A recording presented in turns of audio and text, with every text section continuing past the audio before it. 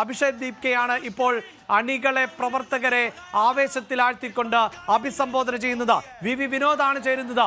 വിനോദ്, ഒരുപക്ഷെ ഇങ്ങനെയൊരു പ്രതിഷേധം അത് രാഷ്ട്രീയ എതിരാളികളിൽ നിന്ന് ഉണ്ടാകേണ്ടിയിരുന്ന പ്രതിഷേധമാണ്. മുഖ്യധാര രാഷ്ട്രീയ പാർട്ടികൾ ഏറ്റെടുത്ത് വിജയിപ്പിക്കാതെ പോയ ഒരു പ്രതിഷേധം. നമ്മൾ ഇന്ന് രാവിലെ അതുകൊണ്ട് തന്നെയാണ് ഈ വിഷയം ഗൗരവത്തോടു കൂടി ചർച്ച ചെയ്തത്. യുവാക്കൾക്ക് പറയാനുള്ളത് കേൾക്കാതെ ഒരു രാഷ്ട്രീയ പാർട്ടിക്ക് മുന്നോട്ട് പോകാനാവില്ല, ഒരു ഭരണകൂടത്തിന് മുന്നോട്ട് പോകാനാകില്ല എന്ന വിഷയം നമ്മൾ ചർച്ച ചെയ്തത് ആ പശ്ചാത്തലത്തിലായിരുന്നു. അതിപ്പോൾ സംഭവിക്കുക തന്നെ ചെയ്തിരിക്കുന്നു. കേന്ദ്ര സർക്കാരിന് രാജിയല്ലാതെ മറ്റൊരു വഴിയില്ലാതെ ധർമ്മേന്ദ്ര പ്രധാനെ രാജിവെപ്പിക്കേണ്ടി വന്നിരിക്കുന്നു. विनोद दस्तखत लेने जाएंगे कि नीट में जो परिवार अपने बच्चों को खोए उनको 1 करोड़ का मुआवजा मिलेगा। हम सरकार से दस्तखत लेने जाएंगे कि 20 जुलाई को और കേന്ദ്ര മന്ത്രി രാജിവെച്ചിരിക്കുന്നു. ധർമ്മേന്ദ്ര പ്രധാൻ രാജിവെച്ചിരിക്കുന്നു. നരേന്ദ്രമോദി സർക്കാരിൽ ആദ്യത്തെ രാജി എന്ന് തന്നെ പറയാം. പ്രത്യേകിച്ച് വലിയ പ്രതിഷേധം, അതായത് യുവാക്കളുടെ ഭാഗത്ത് നിന്നുണ്ടായ പ്രതിഷേധം. ഇതിനു മുമ്പ് ഒരുപക്ഷെ രാജ്യതലസ്ഥാനമായ ഡൽഹി നരേന്ദ്രമോദി സർക്കാർ അധികാരത്തിലേറ്റതിനു ശേഷം ഏറ്റവും വലിയ പ്രതിഷേധം കണ്ടത് കർഷക പ്രതിഷേധമായിരുന്നു. ദിവസങ്ങൾ നീണ്ട പ്രതിഷേധം.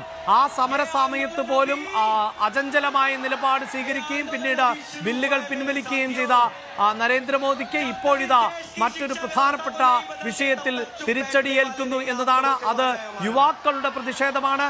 ഏതെങ്കിലും രാഷ്ട്രീയ പാർട്ടിയുടെ പ്രതിഷേധമല്ല, മറിച്ച് കോക്രോച്ച് ജനതാ പാർട്ടി നമ്മുടെ രാജ്യത്തിന്റെ പരമോന്നത കോടതിയിലെ ചീഫ് ജസ്റ്റിസിന്റെ ഭാഗത്ത് നിന്നുണ്ടായ ഒരു പരാമർശം, അത് യുവാക്കളെ പാർട്ടികളോട് ഉപമിക്കുന്ന പരാമർശമായിരുന്നു.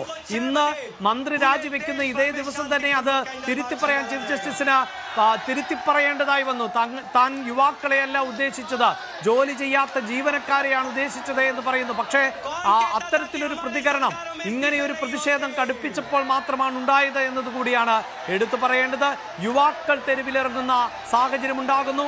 ആ യുവാക്കൾക്ക് പിന്തുണയുമായി കേരളത്തിൻ്റേത് ഉൾപ്പെടെയുള്ള ഇന്ത്യയുടെ വിവിധ ഭാഗങ്ങളിൽ നിന്ന് അടക്കമുള്ള വലിയ പിന്തുണയുണ്ടാകുന്നു. പ്രായമായവർ ഉൾപ്പെടെയുള്ളവർ പ്രതിഷേധത്തിന് പിന്തുണയുമായി എത്തി. യുവജന സംഘടനകൾ പ്രതിഷേധത്തിന് പിന്തുണയുമായി എത്തി. അതോടൊപ്പം തന്നെയാണ് വിവിധ രാഷ്ട്രീയ പാർട്ടികൾ പിന്തുണയുമായി എത്തിയത്. അങ്ങനെ പ്രതിഷേധം ആളിക്കത്തുന്ന സാഹചര്യത്തിൽ ആണ് ഇങ്ങനെ ഒരു തീരുമാനത്തിലേക്ക് പോയത് എന്നതാണ്. ഇതാ അഭിഷേക് ദീപ്കെ വീണ്ടും സംസാരിക്കാൻ തയ്യാറെടുക്കുന്നു എന്നാണ് നമുക്ക് മനസ്സിലാക്കാൻ സാധിക്കുന്നത്. ഇത് യുവാക്കളുടെ വിജയം എന്നതായിരുന്നു അഭിഷേക് ദീപ്കെ നേരത്തെ സംസാരിച്ചത്. ഇപ്പോഴിതാ ഭരണഘടനയുടെ പകർപ്പ്, ഇന്ത്യൻ ഭരണഘടനയുടെ പകർപ്പടക്കം ഉയർത്തിക്കാണിക്കുന്നു.